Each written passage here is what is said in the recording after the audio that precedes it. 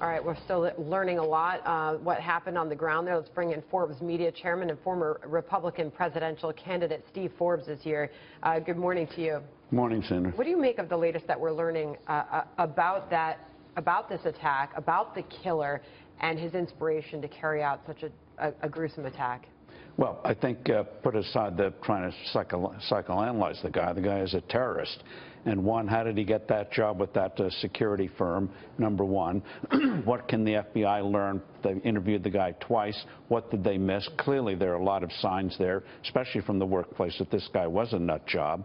But more fundamentally, instead of just focusing on what we can do better here, we should be discussing what do we do over there to wipe out ISIS and similar groups. What should be the military strategy? What should be the political strategy? How do we get allies in Iraq and elsewhere? That should be the discussion among the presidential candidates. And certainly both of them speaking yesterday, the presumptive nominees, Hillary Clinton and Donald Trump. Donald Trump, in his speech yesterday, called for a temporary ban on immigration from areas with a, quote, proven history of terrorism during his address in New Hampshire yesterday. Listen. I will use this power to protect the American people. When I'm elected, I will suspend immigration from areas of the world where there is a proven history of terrorism against the United States, Europe, or our allies, until we fully understand how to end these threats. We will develop a responsible immigration policy that serves the interests and values of America. What do you make of that? Well, that's one step. But the question is, what do we do over there? What do we do about the people who are already here? How do we sharpen our own intelligence services? In New York City, be blunt about it, people have been waging war against the great intelligence of the New York City Police Department. Sorry, go ahead. No, and so I think we have to do a serious rethink. But also, though, the question should go, especially to Secretary Clinton, what have you learned in the last 8 years that led to this disaster today? Clearly, ISIS is not on the ropes. Well, clearly, terrorism is not on the ropes. Where did it go wrong? Intelligence expert Leah Gabriel is here and can probably comment to that. Well, you bring up, the question is, what do we do over there? And that's the question that everybody has, that I haven't heard a very serious answer from anyone in politics right now. And I think part of the problem is everyone is afraid of the answer. Do we send U.S. troops to go and just take care of ISIS? Do we go and send them to lose their lives, to lose their limbs, come back with TBI? Or do we try to get the other countries in that area more involved in policing their own environment, which is what the past administration has been trying to do? Well, or a combination of both. Be blunt, most of the world is not going to do very much without a strong U.S. lead and the feeling the U.S. is going to be in there for the long term. We're not going to bug out as we did in 2011 in Iraq and let that place disintegrate again after we had pacified it after a lot of loss of life and treasure. And those questions need to be answered. Egypt is in a death throw struggle against ISIS-like forces. And Steve, it's something Brit Hume mentioned on Special Report last night. These terror networks, ISIS, terrorists will grow their ranks as long as they're winning. As long as we look like that we aren't in charge, that we aren't playing offense, that we aren't aggressive, and we don't set them back on their heels, they will continue to grow and thrive because that's how they recruit people. And what do we do about Iran? That is the biggest source of terror in the world. Of course. So how do we prevent Iran becoming the dominant power in the Middle East?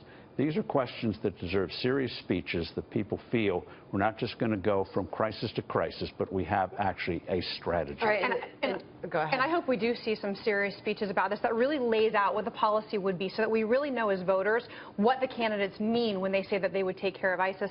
But I also just want to raise to you, you recently tweeted about President Obama's so-called internet surrender. I think the internet is essentially, cyber is essentially the next frontier of terrorism. It's how people are being radicalized here in the U.S. Director Comey has talked for a long time about how hard it is to prevent and to predict terrorist attacks when people are being radicalized in their basement looking at things on the internet. How do you tie in the so-called internet surrender? Well, you're not going to have a 5,000-page book for every contingency. It's a lot of common sense and judgment. Right. Something here is not right. And what do we do to follow up in a way that is not going to get us in trouble with all the pressure groups, but even if it does get in trouble? These are proven ways to find out if something might go wrong. And there'll be people who will be brought in who are just nutcases mouthing off. But better to be safe than sorry. All right, and the political landscape could change drastically today. By the way, Steve, I want to get your take on this. Hillary Clinton meeting with Bernie Sanders last day of the primary season. What happens on the Democrat side in this race? Does he get out today?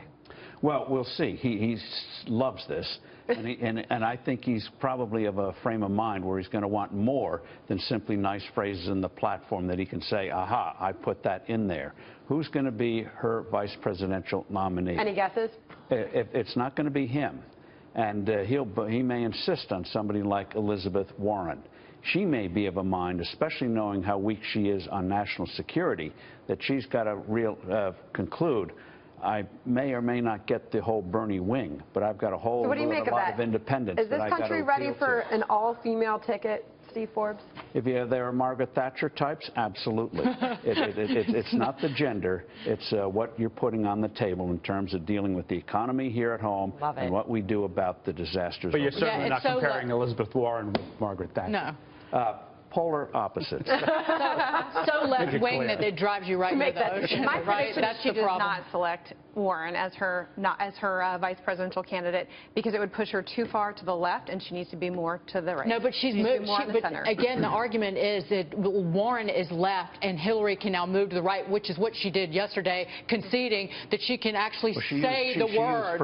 I don't think it's necessary. Right, she used forbidden words yesterday. Again, that's a sign she's trying to move to the middle. She needs to. So she's got to pick somebody who.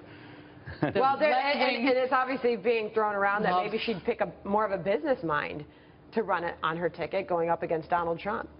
Well, again, she's got to show that she can do something about the economy, because one thing that Trump and the GOP is going to hit her and other Democratic candidates are, you've had 8 years. Yeah. Don't blame it on George Bush. When a new manager takes over, the team is floundering after 8 years.